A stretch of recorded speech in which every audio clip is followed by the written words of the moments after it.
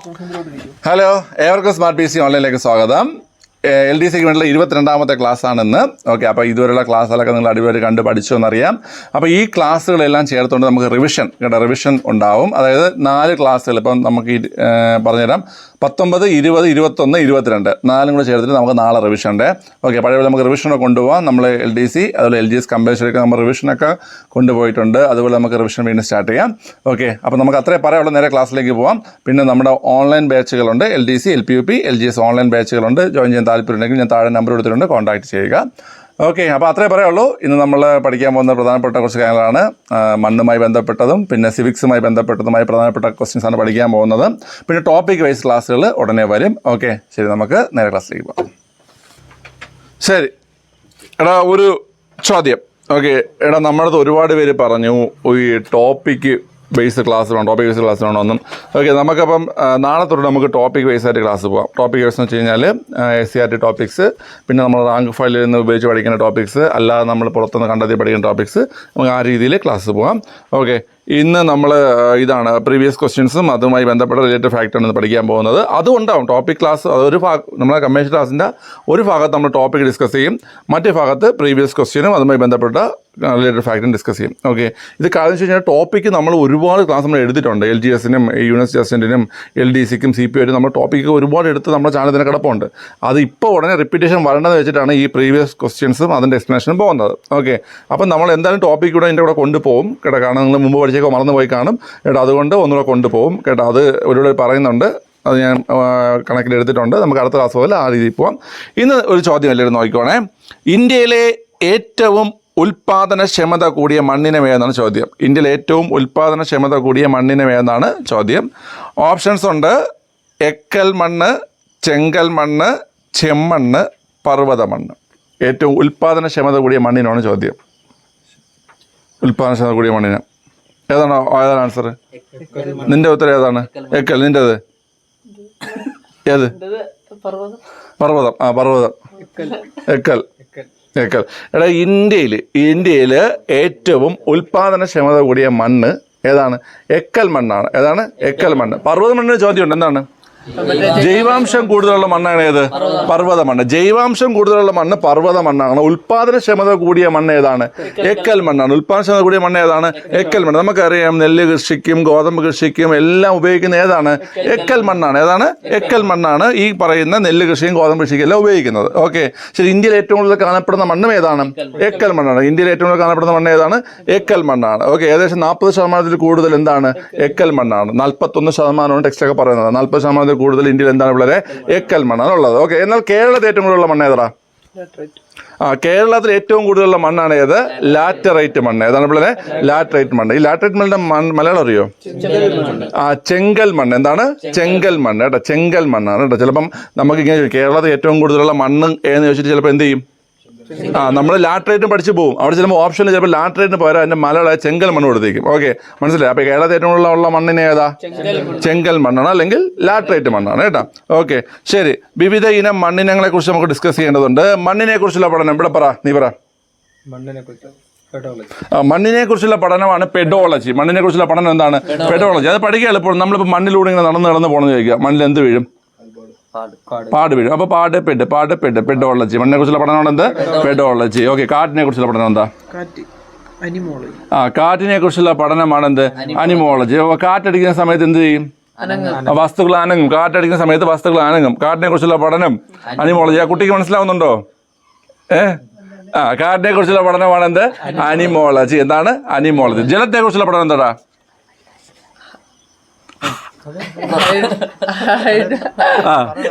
Hydrology. ജലത്തെ കുറിച്ചുള്ള പഠനം എന്താണ്? ഹൈഡ്രോളജി. ജലത്തിൽ എന്തുണ്ട്?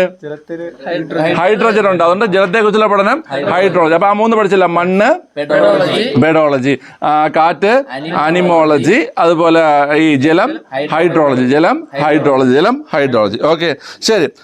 പൊട്ടാഷിൻ്റെയും ചുണ്ണാമ്പിൻ്റെയും ഫോസ്ഫോറിക് ആസിഡിൻ്റെയും അളവ് വളരെ കൂടുതലുള്ള മണ്ണാണ് ഏത്? എക്കൽ മണ്ണ്. മനസ്സിലായോ? എന്തിൻ്റെയൊക്കെയാ? പൊട്ടാഷിൻ്റെയും ചുണ്ണാമ്പിൻ്റെയും ഫോസ്ഫോറിക് ആസിഡിൻ്റെയും അളവ് വളരെ കൂടുതലുള്ള മണ്ണാണ് ഏത്? എക്കൽ മണ്ണ്. ഇവിടെ നമ്മൾ ലാറ്ററൈറ്റ് മണ്ണ് നേരത്തെ പറഞ്ഞു. കേരളത്തിൽ ഏറ്റവും കൂടുതലുള്ള മണ്ണ് ലാറ്ററൈറ്റ് മണ്ണാണ്, അല്ലെങ്കിൽ ചെങ്കൽ മണ്ണാണ്. ഓക്കെ, ഈ ലാറ്ററൈറ്റ് മണ്ണ് കൂടുതലുള്ളത് കൊണ്ടാണ് നമ്മുടെ കേരളത്തിൽ ഏത് കൃഷി കൂടുതലുള്ളത്? റബ്ബർ കൃഷി. കാരണം റബ്ബർ കൃഷിക്ക് അനുയോജ്യമായ മണ്ണ് ഏതാണ്? ലാറ്ററൈറ്റ് മണ്ണാണ്. നെല്ല് കൃഷിക്ക് അനുയോജ്യമായ മണ്ണ് ഏതാണ്? എക്കൽ മണ്ണാണ്. നെല്ല് കൃഷിക്ക് അനുയോജ്യമായ മണ്ണ് ഏതാണ്? എക്കൽ മണ്ണാണ്. മനസ്സിലായല്ലോ? ഗോതമ്പ് കൃഷിക്ക് അനുയോജ്യമായ മണ്ണ് ഏതാ? എക്കൽ മണ്ണ്. എങ്ങനത്തെ എക്കൽ മണ്ണ്?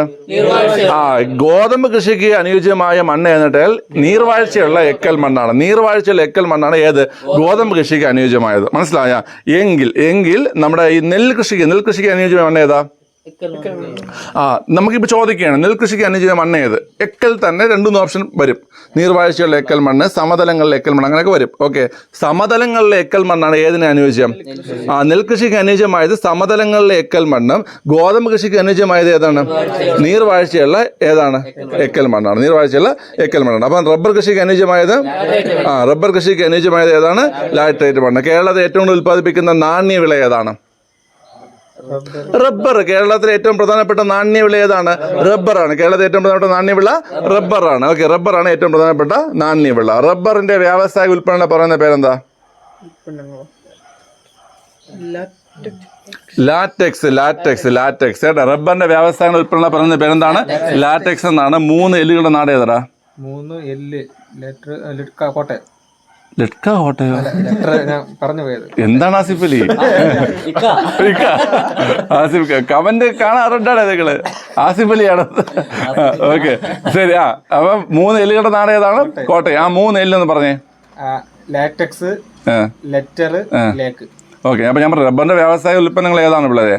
ലാറ്റക്സ് എന്നാണ്. അപ്പൊ 3 എല്ലുകളുടെ നാടെന്നറിയപ്പെടുന്നത് കോട്ടയമാണ്. 3 എല്ലിൽ എന്തൊക്കെയാണെന്ന് വെച്ച് കഴിഞ്ഞാൽ, ഒന്ന് ലെറ്റർ.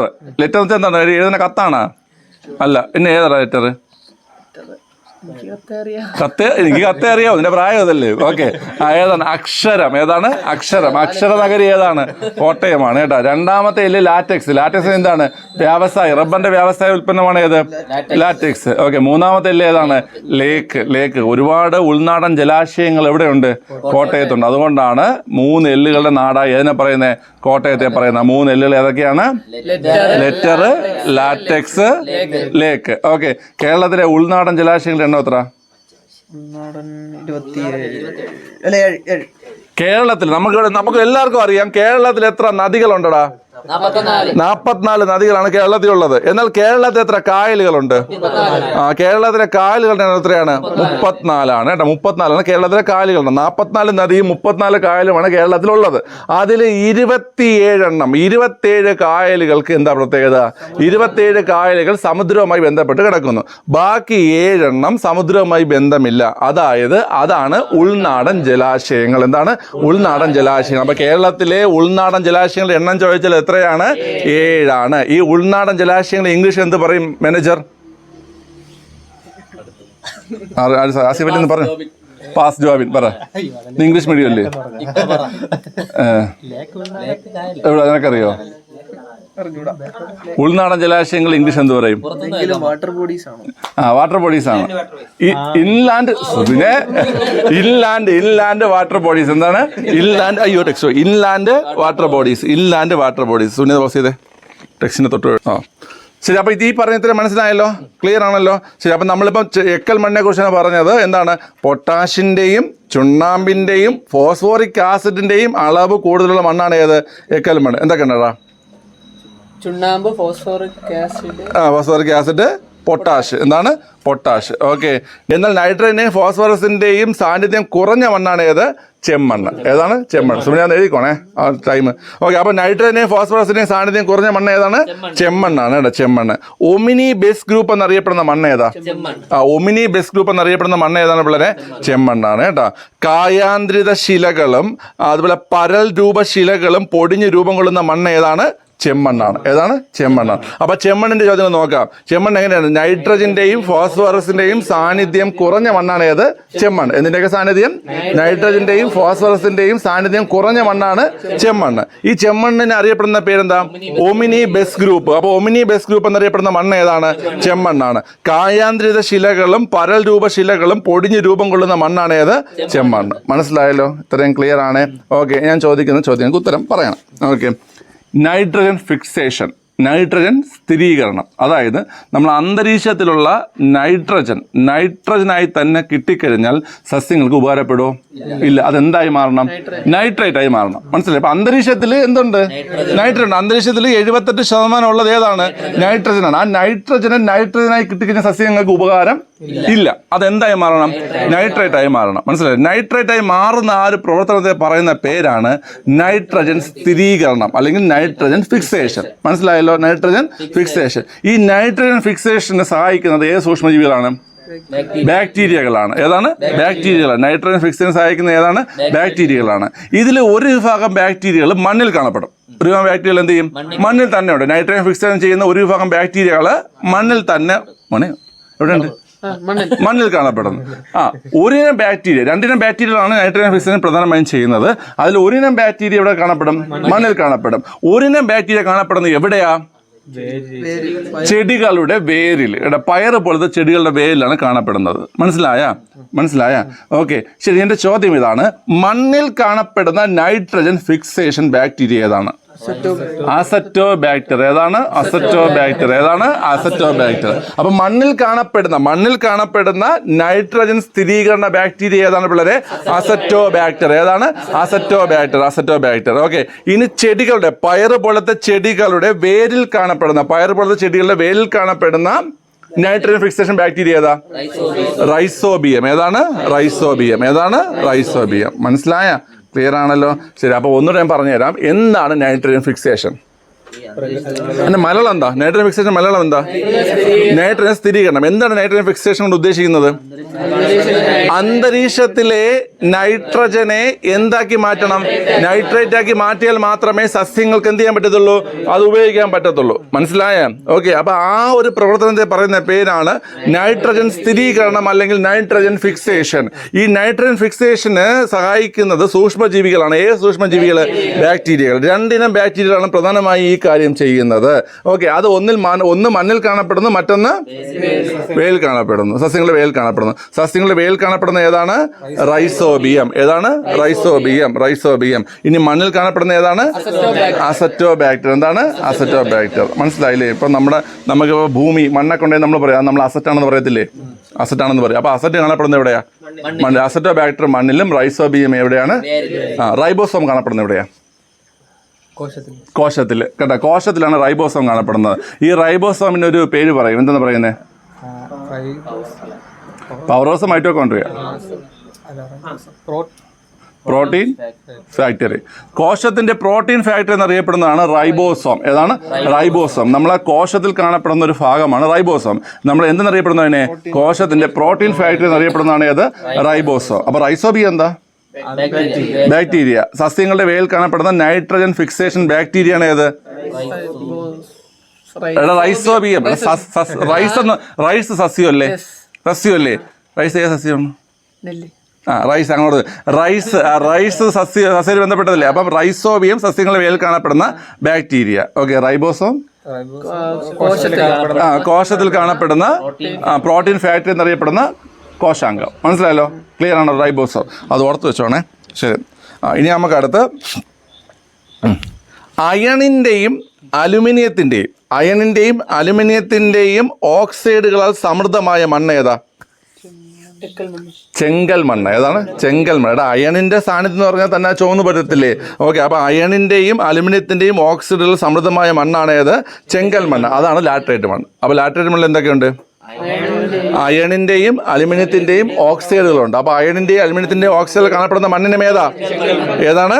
ചെങ്കൽ മണ്ണ്. ഏതാണ് വളരെ? ചെങ്കൽ മണ്ണ്. ഓക്കെ, തേയില, കാപ്പി, റബ്ബർ, കശുവണ്ടി, തെങ്ങ്, മരച്ചീനി എന്നിവയുടെ കൃഷിക്ക് അനുയോജ്യമായ മണ്ണാണ് ഏത്? ചെങ്കൽ മണ്ണ്. ഇത് പഠിക്കാൻ എളുപ്പമാണ്. കേരളത്തിലെ പ്രധാനപ്പെട്ട കൃഷി നാലോചിച്ച് നോക്കണേ. കേരളത്തിൽ എന്തൊക്കെ ഉണ്ടാ? തേയില ഇല്ലേടാ? എവിടെ ഉണ്ടാ തേയില?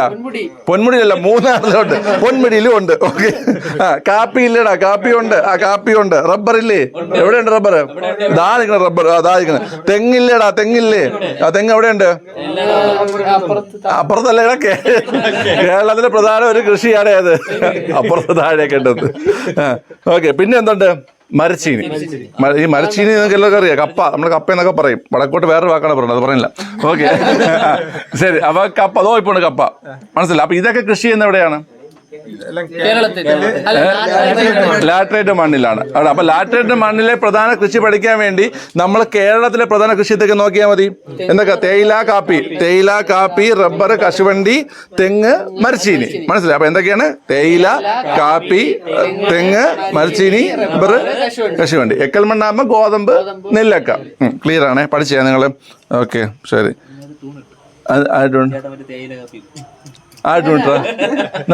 പാട്. അറിഞ്ഞുകൊണ്ടല്ല. ഓക്കെ. വനപ്രദേശങ്ങളിലും പർവ്വത പ്രദേശങ്ങളിലും ധാരാളമായി കാണപ്പെടുന്ന മണ്ണിനം ഏതാണ്?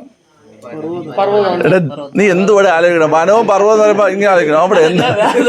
പർവ്വത മണ്ണ്. വനപ്രദേശങ്ങളിലും പർവ്വത പ്രദേശങ്ങളിലും ധാരാളമായി കാണുന്ന മണ്ണിനമാണ് ഏത്? പർവ്വത മണ്ണ്. നമ്മൾ നേരത്തെ ചോദ്യം പറഞ്ഞു. എന്താ? ജൈവാംശം കൂടുതലുള്ള മണ്ണിനമാണ് ഏത്? പർവ്വത മണ്ണ്. ജൈവാംശം കൂടുതലുള്ള മണ്ണിനമാണ് ഏത്? പർവ്വത മണ്ണ്.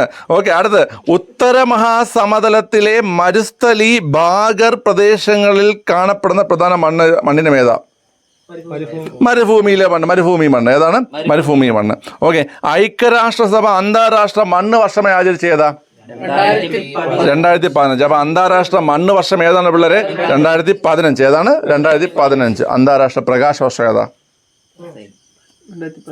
2015. മണ്ണ് വർഷവും പ്രകാശ വർഷവും ഏത് തന്നെയാണ്? 2015 തന്നെയാണ്. മണ്ണ് വർഷവും പ്രകാശ വർഷവും ഏത് തന്നെയാണ്? 2015 തന്നെയാണ്. സമുദ്ര വർഷം ഏതാ? 1998. സമുദ്രവർഷം 1998 സമുദ്രവർഷം ഏതാണ്? 1998 സമുദ്രവർഷം. വനവർഷം പറ. വനവർഷം 2011. ആസിഫലി പറഞ്ഞു കൊടുത്താ? ഓക്കെ. വനവർഷം ഏതാണ്? 2011. ഏതാണ്? 2011. പുതിയ പടം ഏതാ? ഇത് കഴിഞ്ഞ ഇന്റർവ്യൂ 2011 തടിയൊക്കെ ലെവൽ ചെയ്തത്. ആ കമന്റ് ഇട്ട ആള് ഒന്ന് കോണ്ടാക്ട് ചെയ്യണമെങ്കിൽ പൈസയൊക്കെ അയച്ചു തരും കേട്ടോ. ഇവിടുത്തെ ചെറിയൊരു നാട്ടാമ്മയാണ് അല്ലേ? ഓക്കെ. ശരി. എടാ മനസ്സിലായ? നമ്മളിപ്പോ എന്ത് പറഞ്ഞേ? പ്രകാശ വർഷം ഏതാണ്? 2015. മണ്ണ് വർഷം ഏതാ? 2015.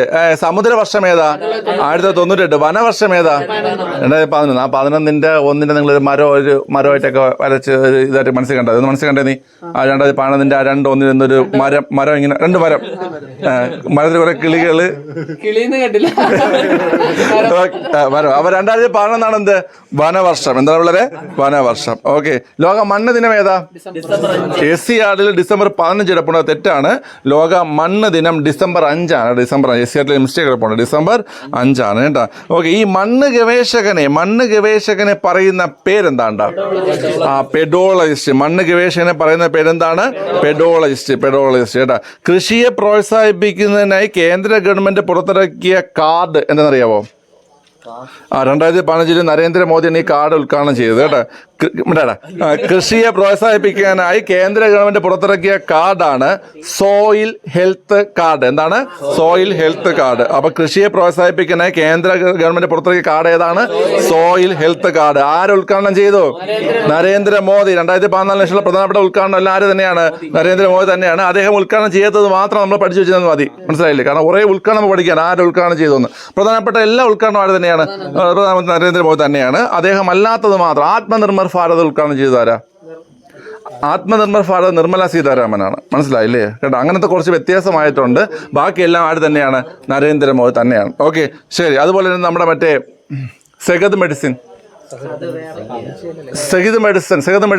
പ്രീവിയസ് ചോദ്യമാണ്. സെഗത് മെഡിസിൻ ഉദ്ഘാടനം ചെയ്തതാണ് അത് രവിശങ്കർ പ്രസാദാണ്. രവിശങ്കർ പ്രസാദ് സെഹദ് മെഡിസിൻ. മനസ്സിലായി? എടാ അത് തന്നെ. ഇപ്പം പ്രധാനപ്പെട്ട ഉദ്ഘാടനങ്ങളുണ്ട് നമുക്ക് ഈ 2014. രവിശങ്കർ ആയിരുന്നു കേന്ദ്രമന്ത്രിയായിരുന്നു അദ്ദേഹം. ഓക്കെ, 2014 ഒന്നാം മോദി സർക്കാർ അധികാരത്തിൽ വന്നത്. മനസ്സിലായി? അപ്പോൾ അതിനുശേഷം ഒരുപാട് പദ്ധതികളും മറ്റുമൊക്കെ എന്ത് ചെയ്തിട്ടുണ്ട്, ആരംഭിച്ചിട്ടുണ്ട്. അപ്പോൾ ഇതിൻ്റെയൊക്കെ ഉദ്ഘാടനം ചെയ്തത് ആരെന്ന് നമുക്ക് എന്ത് ചെയ്യും, ചോദിക്കും. മനസ്സിലായി? അപ്പം നമുക്ക് പഠിക്കാൻ എളുപ്പമെന്ന് വെച്ച് കഴിഞ്ഞാൽ ഇതെല്ലാം പഠിക്കുന്നതിനേക്കാളും നല്ലത് നരേന്ദ്രമോദി അല്ലാത്തത് മാത്രം ജസ്റ്റ് ഒന്ന് ഓർത്തിരുന്നാൽ മതി. ബാക്കിയുള്ള ഇതിന് ആൻസർ ആരായിരിക്കും? നരേന്ദ്രമോദി ആയിരിക്കും. അങ്ങനെ ഓർത്തിരുന്നത് കേട്ടോ. ഓക്കെ, അപ്പോൾ ഇതിൻ്റെ പേരാണ് സോയിൽ ഹെൽത്ത് കാർഡ്. എന്താണ് സോയിൽ ഹെൽത്ത് കാർഡ്? ഓക്കെ, അപ്പം ഈ ലാസ്റ്റ് പറഞ്ഞ കാര്യം ഒന്നുകൂടി ഞാൻ ഒന്ന് പറഞ്ഞുതരാം, ശ്രദ്ധിച്ച് കേട്ടോണേ. അപ്പം അയണിൻ്റെയും അലുമിനിയത്തിൻ്റെയും ഓക്സൈഡുകളാൽ സമൃദ്ധമായ മണ്ണിനം ചെങ്കൽ മണ്ണ്. ചെങ്കൽ മണ്ണിലെ പ്രധാന കൃഷികൾ എന്തൊക്കെയാ? നമ്മളെ ചുറ്റുമുള്ള നോക്കിയേ, തേയില, കാപ്പി, റബ്ബർ, കശുവണ്ടി, തെങ്ങ്, മരച്ചീനി. ഓക്കെ, അടുത്ത് വനപ്രദേശങ്ങളിലും പർവ്വത പ്രദേശങ്ങളിലും ധാരാളമായി കാണപ്പെടുന്ന മണ്ണിനം ഏതാ? പർവ്വത മണ്ണ്. ജൈവാംശം കൂടുതലുള്ള മണ്ണിനം ഏതാ? പർവ്വത മണ്ണ്. ഉത്തരമഹാസമുദ്രങ്ങളിലെ മരുസ്ഥലി ഭാഗർ പ്രദേശങ്ങളിൽ കാണപ്പെടുന്ന മണ്ണിനം മരുഭൂമി മണ്ണ്. മരുഭൂമി മണ്ണ്. ഐക്യരാഷ്ട്രസഭ അന്താരാഷ്ട്ര മണ്ണ് വർഷം പ്രകാശ വർഷം 2015. സമുദ്രവർഷം 1998. സമുദ്രവർഷം 1998. വനവർഷം 2011. വനവർഷം 2011. രസതന്ത്ര വർഷം ഏതാ? International year of chemistry 2011. International year of chemistry ഏതാണ്? 2011. വവ്വാൽ വർഷം ഏതാ? വവ്വാൽ വർഷം 2011. വവ്വാൽ വർഷം 2011. ഓക്കെ, അറിയാം. ഒരു വവ്വാലിന്റെ പേര് പറയാൻ പറ്റുമോ? ഏതാണ്? കരുനാക്കം വവ്വാലിനെ കേട്ടിട്ടുണ്ടോ? അത് കരുനാക്കം വവ്വാല്. സൂത്രൻ ബാലരമ വായിക്കാറുണ്ട്. ബാലരമയിൽ സൂത്രൻ ഷേരു എന്നുള്ളൊരു സൂത്രൻ എന്നുള്ളൊരു ഇത് കാർട്ടൂണുണ്ട്. അതിലൊരു വവ്വാലുണ്ട്, കരുനാക്കൻ. കരുനാക്കൻ എന്ത് പറഞ്ഞാലും സംഭവിക്കും. എന്തോ ചിരിക്കുന്നേ കുട്ടി എന്താ ചിരിക്കുന്നേ? വേറെ ഏതെങ്കിലും കരുനാക്കനെ അറിയോ? എനിക്ക് കരുതാക്കൊണ്ടെന്നാണ് ഇവരിത് പറയണത്, ചുമ്മയാണ്. ഓക്കെ, അപ്പോൾ അന്താരാഷ്ട്ര വവ്വാൽ വർഷം, വനവർഷം, രസതന്ത്ര വർഷം ഏത് വർഷമാണ്? 2012. എങ്കിൽ പറ, അന്താരാഷ്ട്ര ഭൗതിക ശാസ്ത്ര വർഷം ഏതാ? 2005. അന്താരാഷ്ട്ര ഭൗതിക ശാസ്ത്ര വർഷം ഏതാണ്? 2005. ഓക്കെ, കൃഷിയെ പ്രോത്സാഹിപ്പിക്കാനായി കേന്ദ്ര ഗവൺമെന്റ് പുറത്തിറക്കിയ കാർഡാണ് soil health card. Soil health card 2015 ആര് ഉദ്ഘാടനം ചെയ്തു? നരേന്ദ്രമോദി ഉദ്ഘാടനം ചെയ്തു. മണ്ണിനെ കുറിച്ചുള്ള പഠനം പെഡോളജിയും മണ്ണ് ഗവേഷകനെ പറയുന്ന പേര് പെഡോളജിസ്റ്റും എന്നാണ്. എന്താണ്? പെഡോളജിസ്റ്റ് എന്നാണ്. ഓക്കെ, അപ്പോൾ പൊട്ടാഷിന്റെയും ചുണ്ണാമ്പിന്റെയും ഫോസ്ഫോറിക് ആസിഡിന്റെയും അളവ് വളരെ കൂടുതലുള്ള മണ്ണ് ഏതാ? എക്കൽ മണ്ണാണ്. നൈട്രജന്റെയും ഫോസ്ഫറസിന്റെയും സാന്നിധ്യം കുറഞ്ഞ മണ്ണ് ഏതാ? ചെമ്മണ്ണ്. ഒമിനി ബെസ് ഗ്രൂപ്പ് ഏതാ? ചെമ്മണ്ണ്. കായാന്തരിത ശിലകളും പരൽ രൂപശിലകളും പൊടിഞ്ഞു രൂപം കൊള്ളുന്ന മണ്ണ് ഏതാ? ചെമ്മണ്ണ്. ഏതാണ്? ചെമ്മണ്ണ്. മനസ്സിലായി? ചെമ്മണ്ണ്. ഓക്കെ, കായാന്തര ശിലകൾ പൊടിഞ്ഞിട്ടാണ് എന്താണ് ചെമ്മണ്ണുണ്ടാവുന്നത്. മനസ്സിലായില്ലേ? ഓക്കെ, നമ്മൾ ഈ ചുമട്ട് ജോലിയൊക്കെ ചെയ്യുന്ന ആൾക്കാർക്ക് കായ്ക്ക് വേണ്ടിയിട്ടല്ലേ? കായ്ക്ക് വേണ്ടിയിട്ടാണ് എന്ത് ചെയ്യുന്നത്? ചുമട്ട് ജോലിയൊക്കെ ചെയ്യുന്നത്. അപ്പോൾ ചെമ്മണ്ണ്, കായാന്തരശില. ചെമ്മണ്ണ്, കായാന്തരശിലകൾ. ഓക്കെ, അത് ഓർത്ത് വെച്ചു കേട്ടോ. അപ്പോൾ ഈ പഠിപ്പിച്ച മുഴുവൻ കാര്യങ്ങൾ നൈട്രജൻ ഫിക്സറും ചോദിക്കും, പിന്നെ അല്ലാതെ പഠിപ്പിച്ച കാര്യങ്ങളെല്ലാം ഇപ്പം ഞാൻ ചോദിക്കും. ഓക്കെ, തുടക്കം പോലുള്ള കാര്യങ്ങൾ ഇപ്പോൾ ചോദിക്കാൻ പോവുകയാണ്. ഓക്കെ, സുബിനെ ഒന്ന് പൗസ് ചെയ്തോ. എടാ, ചോദ്യം ചോദിക്കാൻ പോവുകയാണ്. ഫുള്ള് ചോദ്യം വരും, എല്ലാവർക്കും ചോദ്യം വരും. നിങ്ങൾ വീട്ടിൽ നിന്ന് ഉറക്കെ വിളിച്ച് പറയണം കേട്ടോ പിള്ളേരെ. ശരി. എടാ, ഇന്ത്യയിൽ ഏറ്റവും ഉൽപ്പാദനക്ഷമത കൂടിയ മണ്ണിനം ഏതാ? എക്കൽ മണ്ണ്. ജൈവാംശം കൂടുതലുള്ള മണ്ണിന് ഏതാ? പർവ്വത മണ്ണ്. ഓക്കെ, ഏറ്റവും കൂടുതൽ കാണപ്പെടുന്ന മണ്ണ് ഏതാ ഇന്ത്യയിൽ? എക്കൽ മണ്ണ്. കേരളത്തിൽ ഏറ്റവും കൂടുതൽ കാണപ്പെടുന്ന മണ്ണ് ഏതാ? അല്ലെങ്കിൽ ലാറ്ററൈറ്റ് മണ്ണ്. മണ്ണിനെ കുറിച്ചുള്ള പഠനം കുട്ടി പറഞ്ഞേ. പെഡോളജി. കാറ്റിനെ കുറിച്ചുള്ള പഠനം അനിമോളജി. ഓക്കെ, ജലത്തെ കുറിച്ചുള്ള പഠനം ഹൈഡ്രോളജി. പൊട്ടാഷ്, ചുണ്ണാമ്പ്, ഫോസ്ഫോറിക് ആസിഡ് ഇതിന്റെ അളവ് കൂടുതലുള്ള മണ്ണ് ഏതാ? എക്കൽ മണ്ണ്. ഓക്കെ, ഈ നെൽകൃഷിക്ക് അനുയോജ്യമായ മണ്ണ് ഏതാ? എക്കൽ മണ്ണ്? സമതല പ്രദേശങ്ങളിലെ എക്കൽ മണ്ണ്. സമതല പ്രദേശങ്ങളിലെ എക്കൽ മണ്ണ്. എടാ, ഗോതമ്പ് കൃഷിക്ക് അനുയോജ്യമായ മണ്ണ് ഏതാ? നീർവാഴ്ചയുള്ള എക്കൽ മണ്ണ്. അതെങ്ങനെ ഓർത്തിരിക്കാം? ഈ നീറും ഗോതമ്പൊക്കെ ഒരുപോലെ അല്ലേ കളർ? അല്ലേടാ, നീറെന്ന് പറഞ്ഞാൽ അവര് നിങ്ങളെ എല്ലാവരും മറ്റേ എനിക്ക് അറിയത്തില്ല നീറ്. നമ്മള് നീറ് എന്ന് പറഞ്ഞത് അവർ പുളിയുറുമ്പം കാണാണ് അവർക്ക്. പിള്ളേരെ ഈ മാവിലെ കാണുന്ന സാധനം ഉണ്ടല്ലേ, ഇത് കളർഫുൾ ആയിട്ടുള്ളൊരു ഓറഞ്ച് കളർ, അതും ഗോതമ്പൊക്കെ ഒരുപോലെയാണെന്ന് കളർ ഓർത്താ കേട്ടാ. എങ്ങനെ ഓർത്ത് ചേരാ? നീർവാഴ്ചയുള്ള മണ്ണാണ് ഏത്? ഗോതമ്പ് കൃഷിക്ക്. റബ്ബർ കൃഷിക്ക് അനുയോജ്യമായ മണ്ണ് ഏതാ? സിംഗിൾ മണ്ണ് ലാറ്ററൈറ്റ് മണ്ണ്. കേരളത്തിലെ പ്രധാനപ്പെട്ട നാണ്യവിള ഏതാ? റബ്ബർ. റബ്ബറിന്റെ വ്യാവസായിക ഉൽപ്പന്നങ്ങൾ പറയുന്ന പേര്? ലാറ്റക്സ്. 3 എല്ലുകളുടെ നാട്? കോട്ടയം. എന്തൊക്കെയാണ് 3 എല്ല്? ലാറ്റക്സ്, ലേബർ, ലെറ്റർ, ലേക്ക്. ലാറ്റക്സ്, ലെറ്റർ, ലേക്ക്. ഓക്കെ. കേരളത്തിൽ എത്ര കായലുണ്ട്? കേരളത്തില് 34 കായല്. അതിൽ എത്ര എണ്ണം സമുദ്രവുമായി ബന്ധപ്പെട്ടിരിക്കുന്നു? 7 27. ബാക്കിയുള്ള 7 അറിയപ്പെടുന്ന പേരെന്താ?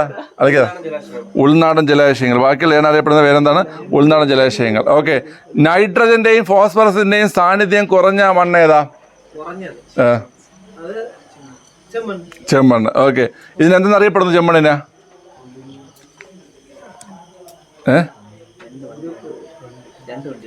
രണ്ട് വണ്ടി നടത്താൽ മതി, 2 വാഹനങ്ങൾ. ഒന്നിൽ ടിക്കറ്റ് എടുക്കണം. ഒന്നിലാണ് പണ്ട് ആൾക്കാർ തട്ടിക്കൊണ്ട് പോണത്. Omni bus group. എന്താണ് ഒമിനി ബസ് ഗ്രൂപ്പ്? ഓക്കെ. കായാന്തരിത അയ്യോ അത് ചോദിക്കേണ്ടിയിരുന്നു. നീനെ പറടാ, ചെമ്മണ്ണ് എന്തിനൊക്കെ ഉണ്ടാവണത്? വേറെ പല രൂപശിലകളും. ഓക്കെ ശരി. എന്താണ് നൈട്രജൻ ഫിക്സേഷൻ? അതിൽ പറഞ്ഞേ. ഈ അന്തരീക്ഷത്തിൽ നൈട്രജനെ നൈട്രേറ്റ് ആക്കി മാറ്റുന്നതാണ് നൈട്രജൻ ഫിക്സേഷൻ. നൈട്രജൻ ഫിക്സേഷൻ സഹായിക്കുന്ന സൂക്ഷ്മജീവികൾ ഏതാ? ബാക്ടീരിയ. ഓക്കെ. അത് നൈട്രജൻ ഫിക്സേഷന് വേണ്ടിയിട്ട് സഹായിക്കുന്ന മണ്ണിൽ കാണപ്പെടുന്ന ബാക്ടീരിയ ഏതാ? അസറ്റോബാക്ടർ. ഓക്കെ. ഈ പയറ് പോലത്തെ ചെടികളുടെ വേരിൽ കാണപ്പെടുന്നത് റൈസോബിയം. കോശത്തിന്റെ പ്രോട്ടീൻ ഫാക്ടറി ഏതാ ഇതിനെ? റൈബോസോം. അയണിന്റെയും അലുമിനിയത്തിന്റെയും ഓക്സൈഡുകൾ സമൃദ്ധമായ മണ്ണ് ഏതാ? ചെങ്കൽ മണ്ണ് അല്ലെങ്കിൽ ലാറ്ററൈറ്റ് മണ്ണിലെ പ്രധാന കൃഷി പറ. മരച്ചീനി, കശുവണ്ടി, തെങ്ങ്. തേയില, കാപ്പി, തെങ്ങ്, റബ്ബർ, മരച്ചീനി, കശുവണ്ടി. ഓക്കെ. വനപ്രദേശങ്ങളും പർവ്വത പ്രദേശങ്ങളും ധാരാളം കാണപ്പെടുന്ന മണ്ണിനെ ഏതാ? പർവ്വത മണ്ണ്. പർവ്വത മണ്ണിന്റെ പ്രത്യേകത എന്താ? എന്ത് കൂടുതലാ? ജൈവാംശം കൂടുതൽ. ഓക്കെ. ഉത്തരമഹാസമതലങ്ങളിലും ഉത്തരമഹാസമതലത്തിലെ മരുസ്ഥലി ഭാഗ പ്രദേശങ്ങളിൽ കാണപ്പെടുന്ന മണ്ണ് ഏതാ? മരുഭൂമി മണ്ണ്. അന്താരാഷ്ട്ര മണ്ണ് വർഷം ഏതാ? 2015. മറ്റെന്ത് വർഷമാണ്? പ്രകാശ് വർഷം കൂടിയാണ്. ഓക്കെ. എടാ സമുദ്ര വർഷം? 98. ഓക്കെ. അടുത്ത് നിൽക്കല്ലേടാ? 98. വനവർഷം പറ? 2011. ഭൗതിക ശാസ്ത്ര വർഷം? 2005. ഭൗതികശാസ്ത്രം 2005. രസതന്ത്രം അത് ഞാൻ പറഞ്ഞില്ലായിരുന്നാ? Physics, international year of physics പറഞ്ഞല്ല? 2005. സുനെ 2005. ഓക്കെ. രസതന്ത്ര വർഷം ഏതാ? 2011. 2011 ഇപ്പോൾ വനം പറഞ്ഞ് രസതന്ത്രം പറഞ്ഞു. ഒന്നുകൂടെ ഉണ്ട്. എന്താണ്? ഒവ്വാൽ വർഷം. ഓക്കെ. എടാ ലോക മണ്ണ് ദിനം ഏതാ? ഡിസംബർ 5. മണ്ണ് ഗവേഷകനെ പറയുന്ന പേരെന്താ? അതുലുബി പെഡോളിസ്റ്റ്. കൃഷിയെ പ്രോത്സാഹിപ്പിക്കുന്നതിന് കേന്ദ്ര ഗവൺമെന്റ് പുറത്തിറക്കിയ കാർഡ്? കിസാൻ. ഇവിടെ ഇരുന്ന് ആരോ കിസാൻ പറയും. എനിക്ക് അപ്പോഴേ തോന്നി ഈ കൊച്ചാൻ്റെ പിറകെ പോകുന്നത്. മണ്ണിന് ഇംഗ്ലീഷിൽ നിന്ന് പറയും? സോയിൽ. ആരോഗ്യത്തിൽ health card. Soil health card. ഏത് വർഷമാണ് പുറത്തിറക്കിയേ? 2006. 2015. ജി വന്നിട്ട് ശേഷമല്ലേ? 2015. ആരാ ഇത് ഉദ്ഘാടനം ചെയ്തേ? നരേന്ദ്രമോദി. ഓക്കെ ശരി. ചോദ്യം ഇതാണ്. മികച്ച മണ്ണ് കർഷകന് സംസ്ഥാന സർക്കാർ നൽകുന്ന പുരസ്കാരം ഏതാ?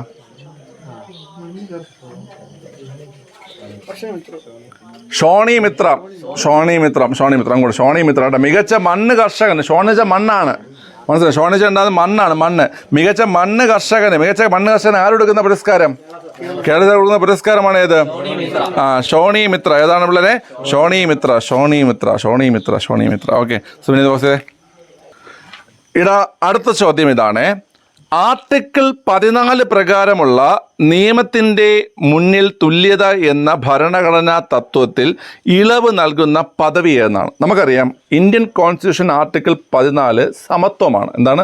നിയമസമത്വം. നിയമത്തിന് മുന്നിൽ എല്ലാവരും തുല്യരാണെന്നാണ് ആർട്ടിക്കിൾ 14 പറയുന്നത്.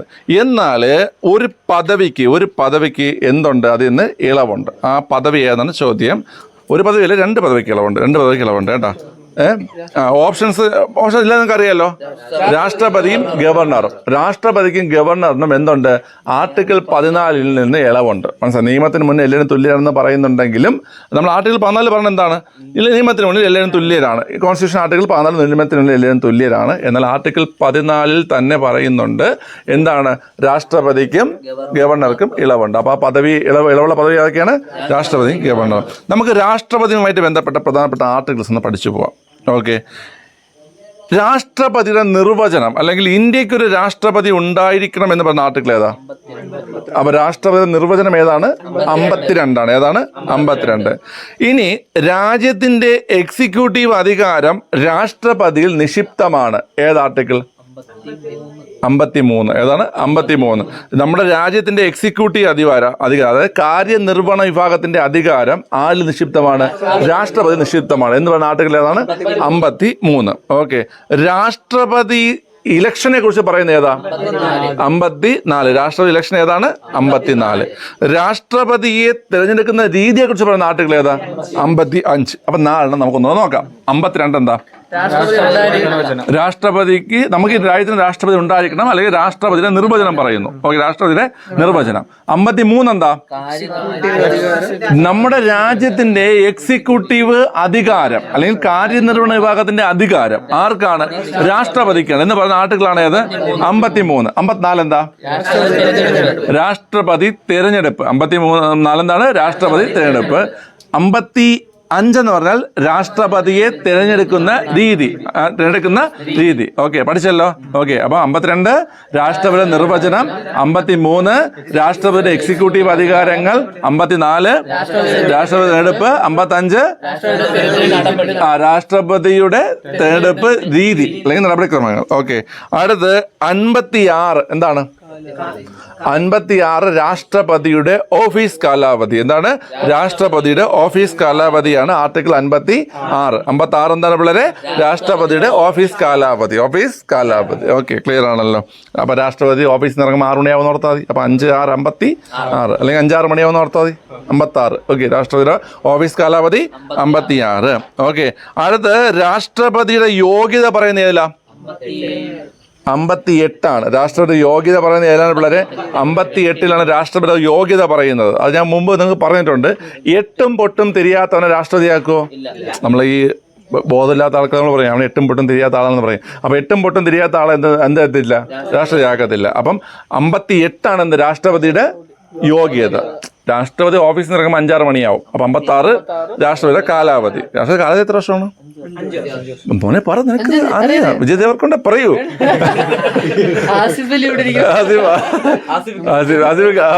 ഓക്കെ. അപ്പൊ 56 രാഷ്ട്രപതിയുടെ ഓഫീസ് കാലാവധിയും 58 രാഷ്ട്രപതിയുടെ യോഗ്യത. 58 രാഷ്ട്രപതിയുടെ യോഗ്യത. 59 എന്തെന്നറിയോ? രാഷ്ട്രപതി സ്ഥാനത്തേക്ക് ഒരു വ്യക്തിക്ക് എത്ര തവണ വേണം എന്ത് ചെയ്യാൻ പറ്റും? മത്സരിക്കാൻ പറ്റും. മനസ്സിലായി? രാഷ്ട്രപതി സ്ഥാനത്ത് ഇപ്പം ഞാൻ ഒരിക്കൽ രാഷ്ട്രപതിയാണെന്ന് വിചാരിക്കുക, എനിക്ക് വീണ്ടും എത്ര തവണ വേണം എന്ത് ചെയ്യാൻ പറ്റും? മത്സരിക്കാൻ പറ്റും. അമേരിക്കൻ പ്രസിഡന്റ് എത്ര തവണ പറ്റും? ഒരാൾക്ക് അമേരിക്കൻ പ്രസിഡന്റ് ആവാൻ 2 തവണ മാത്രമേ പറ്റത്തുള്ളൂ. മനസ്സിലായില്ലേ? ഒരാൾക്ക് അമേരിക്കൻ പ്രസിഡന്റ് ആവാൻ 2 തവണ മാത്രമേ പറ്റത്തുള്ളൂ. എന്നാൽ ഇന്ത്യൻ പ്രസിഡന്റ് ആവാൻ ഒരു വ്യക്തിക്ക് എത്ര തവണ എന്ത് ചെയ്യും? പറ്റും. ഓക്കെ, ക്ലിയർ ആണല്ലോ. അതാണ് ഏത് പറയുന്നത്? ആർട്ടിക്കിൾ 59. ഒരിക്കൽ രാഷ്ട്രപതിയായ വ്യക്തിക്ക് വീണ്ടും എത്ര തവണ വേണം എന്ത് ചെയ്യാം? വീണ്ടും രാഷ്ട്രപതി സ്ഥാനത്തേക്ക് മത്സരിക്കാം എന്ന് പറഞ്ഞ ആർട്ടിക്കിളാണ് ഏത്? ആർട്ടിക്കിൾ 59. ഓക്കെ. അടുത്ത് രാഷ്ട്രപതിയുടെ സത്യപ്രതിജ്ഞ അല്ലെങ്കിൽ സ്ഥാനാരോഹണം. നമുക്ക് ചിലപ്പോൾ അങ്ങനെ ചോദിക്കും. സത്യപ്രതിജ്ഞ നമ്മൾ അറിയാം 60. സ്ഥാനാരോഹണം എന്ന് വെച്ചാൽ അദ്ദേഹം ആ പൊസിഷനിലേക്ക് വരുന്നത്. അത് രണ്ടും ഏത് ആർട്ടിക്കിളാണ്? 60. അപ്പൊ രാഷ്ട്രപതിയുടെ സത്യപ്രതിജ്ഞ അല്ലെങ്കിൽ സ്ഥാനാരോഹണം 60. രാഷ്ട്രപതിയുടെ പുറത്താക്കൽ 61 അല്ലെങ്കിൽ ഇംപീച്ച്മെന്റ്. രാഷ്ട്രപതിയുടെ പുറത്താക്കൽ അല്ലെങ്കിൽ ഇംപീച്ച്മെന്റ്. രാഷ്ട്രപതി പുറത്താക്കൽ അല്ലെങ്കിൽ ഇംപീച്ച്മെന്റ് ഏതാണ്? 61. രാഷ്ട്രപതി പുറത്താക്കൽ അല്ലെങ്കിൽ ഇംപീച്ച്മെന്റ് 61. ഓക്കെ. ഈ രാഷ്ട്രപതിക്ക് പൊതുമാപ്പ് നൽകാൻ കഴിയും. രാഷ്ട്രപതിക്ക് എന്ത് ചെയ്യാൻ പറ്റും? കുറ്റവാളികൾക്ക് പൊതുമാപ്പ് നൽകാൻ കഴിയും. ഏത് ആർട്ടിക്കിൾ? 72. രാഷ്ട്രപതിക്ക് പൊതുമാപ്പ് നൽകാൻ കഴിയുന്നു എന്ന് പറഞ്ഞ ആർട്ടിക്കിൾ ഏതാണ് പിള്ളേരെ? 72. ഏതാണ്? 72. ഓക്കെ. സുപ്രീം കോടതി രാഷ്ട്രപതിക്ക് ഉപദേശം നൽകുന്നു എന്ന് പറഞ്ഞ ആർട്ടിക്കിൾ ഏതാ? 143. സുപ്രീം കോടതിയും രാഷ്ട്രപതിയും തമ്മിൽ പ്രേമം നടത്താൽ മതി. 143 എന്ന് വെച്ചാൽ എന്താണ്? നന്ദന സിനിമ കണ്ടിട്ടില്ലേ? നമ്മൾ പണ്ട് ഇങ്ങനെ കാണിക്കുമായിരുന്നു സ്കൂളിൽ, ഇങ്ങനെ I love you. സ്കൂളിലെന്ന് പറഞ്ഞാൽ വേറെ കുട്ടികൾ കാണിക്കുമായിരുന്നു, ഞാൻ അത് കണ്ടിട്ടുണ്ടെന്ന് പറഞ്ഞത്. അവിടെ കുടുംബം ഉണ്ടാവും കേട്ടാ. ഓക്കെ, 143. 143 അത് മറ്റില്ല. അത് ഐ എന്ന് പറഞ്ഞാൽ 1, ലവ് എന്ന് പറഞ്ഞാൽ 4 അക്ഷരം, യു എന്ന് പറഞ്ഞാൽ 3 അക്ഷരം. ഐ ലവ് യു, മനസ്സിലായ? ഇത് മറ്റേ സിമ്പിളാണ്, മറ്റേ I love you. PC class തന്നെ, അത് തന്നെ പണ്ടത്തെ പിള്ളേർക്ക് മനസ്സിലാവേണ്ട കാര്യം അല്ല. ഓക്കെ, ശരി. അപ്പോൾ 143. അപ്പോൾ രാഷ്ട്രപതിയും സുപ്രീം കോടതിയും തമ്മിൽ 143 നടത്താൽ മതി. അപ്പോൾ സുപ്രീം കോടതിയുടെ ഉപദേശാധികാരം, അത് രാഷ്ട്രപതിക്ക് ഉപദേശം കൊടുക്കാം എന്ന് പറയുന്ന ആർട്ടിക്കിൾ ഏതാണ്? 143. ഏതാണ്? 143. മനസ്സിലായല്ലോ? അപ്പോൾ ഇത്രയും ആർട്ടിക്കിൾ നമുക്ക് ഒന്നുകൂടെ പഠിച്ചു കഴിഞ്ഞാൽ പരിപാടി കഴിഞ്ഞു. ഓക്കെ, ശരി. നമ്മുടെ ചോദ്യം ഇതായിരുന്നു, ആർട്ടിക്കിൾ 14 എന്താ? നിയമത്തിന് മുന്നിൽ എല്ലാവരും തുല്യരാണ്. എന്നാൽ അതിൽ നിന്ന് ഒഴിവാക്കിയിട്ടുള്ള 2 പദവികളാണ് രാഷ്ട്രപതിയും ഗവർണറും. രാഷ്ട്രപതിയുടെ നിർവചനം പറയുന്ന ആർട്ടിക്കിൾ പറയടാ. 52. 53 എന്താ പറയുന്നേ? എക്സിക്യൂട്ടീവ് അധികാരം. രാജ്യത്തിന്റെ എക്സിക്യൂട്ടീവ് അധികാരം ആരിൽ നിക്ഷിപ്തമാണ്? രാഷ്ട്രപതി നിക്ഷിപ്തമാണ്. ഓക്കെ. 54 രാഷ്ട്രപതി തിരഞ്ഞെടുപ്പ്. 55 രാഷ്ട്രപതി തിരഞ്ഞെടുക്കുന്ന രീതി. അടുത്ത 56 രാഷ്ട്രപതിയുടെ ഓഫീസ് കാലാവധി. അടുത്ത് 58 8 പൊട്ടും തിരിയാത്ത രാഷ്ട്രപതി ആക്കത്തില്ല. രാഷ്ട്രപതിയുടെ ഓഫീസ് ഇന്ന് ഇറങ്ങുന്ന സമയം 5-6 മണിയാകുമ്പോഴാണ്. അപ്പൊ 56 ഓഫീസ് കാലാവധിയും 58 യോഗ്യതയും. 59 ഒരിക്കൽ രാഷ്ട്രപതി വ്യക്തിക്ക് എത്ര തവണ വേണം എന്ത് ചെയ്യാം? രാഷ്ട്രസ്ഥാനത്തേക്ക് മത്സരിക്കാം. 60 സത്യപ്രതിജ്ഞ. 60 എന്താണ്? സത്യപ്രതിജ്ഞ. 61 ഇംപീച്ച്മെന്റ് അല്ലെങ്കിൽ പുറത്താക്കൽ. രാഷ്ട്രപതിയെ പുറത്താക്കുന്ന പ്രക്രിയ പറയുന്ന പേരാണ് ഇംപീച്ച്മെന്റ്. ഓക്കെ, അടുത്ത് 72 പൊതുമാപ്പ്. രാഷ്ട്രപതിക്ക് കുറ്റവാളികൾക്ക് എന്ത് നൽകാൻ പറ്റും? പൊതുമാപ്പ് നൽകാൻ പറ്റും. അതാണ് ആർട്ടിക്കിൾ 72. 143 എന്താ? രാഷ്ട്രപതിക്ക് ഉപദേശം തേടാം, അല്ലെങ്കിൽ സുപ്രീം കോടതിക്ക് രാഷ്ട്രപതിക്ക് എന്ത് ചെയ്യാം? ഉപദേശം നൽകാം. ഓക്കെ, അപ്പം സുപ്രീം കോടതിക്ക് രാഷ്ട്രപതിയുടെ എന്താണ്? 143. ഓ, എന്തെങ്കിലും. ശരി, അപ്പൊ ഇത് ഒന്ന് പറയണം. ആര് പറയും? ഫുൾ ആർട്ടിക്കിളും പറയാൻ പറ്റുന്ന ആരുണ്ട്? ഇക്ക ഒന്ന് പറയോ? ഇക്ക ഒന്ന് പറയോ? ആസിഫിക്ക, ഞാൻ ചോദിക്കാം. 52 രാഷ്ട്രപതിക്ക് നിർവചനം. രാഷ്ട്രപതിയുടെ നിർവചനം. 53 രാഷ്ട്രപതി എക്സിക്യൂട്ടീവ് എക്സിക്യൂട്ടീവ് അധികാരം. 54 തിരഞ്ഞെടുപ്പ്. 55 നടപടിക്രമങ്ങൾ. 56 ഓഫീസ് കാലാവധി. 58 യോഗ്യത. 59 ഒരു പ്രാവശ്യം രാഷ്ട്രപതി ആയാലും വീണ്ടും തിരഞ്ഞെടുക്കാം. 60 സത്യപ്രതിജ്ഞയും സ്ഥാനാരോഹണം. 61 ഇംപീച്ച്മെന്റ്. ഓക്കെ, 143 രാഷ്ട്രപതി സുപ്രീം കോടതിയുടെ ഉപദേശം തേടണം, അല്ലെങ്കിൽ സുപ്രീം കോടതിയുടെ ഉപദേശാധികാരം. ഓക്കെ, രാഷ്ട്രപതിയുടെ ഉപദേശിക്കാനുള്ള കഴിവ് അല്ലെങ്കിൽ അധികാരം ആർക്കുണ്ട്? സുപ്രീം കോടതിക്ക് ഉണ്ട്. ഓക്കെ, ഇക്കച്ചി പൊളിച്ച്. ആസിഫിക്ക് അത് കൊള്ളാം. ഒറ്റ കമന്റുണ്ട് ആള് തന്നെ മാറി അല്ലേ? ആസിഫ് അലിയായി മാറി. എന്തുണ്ട്? എനിക്ക് തോന്നിയത് അത് ഞാൻ കണ്ടില്ല.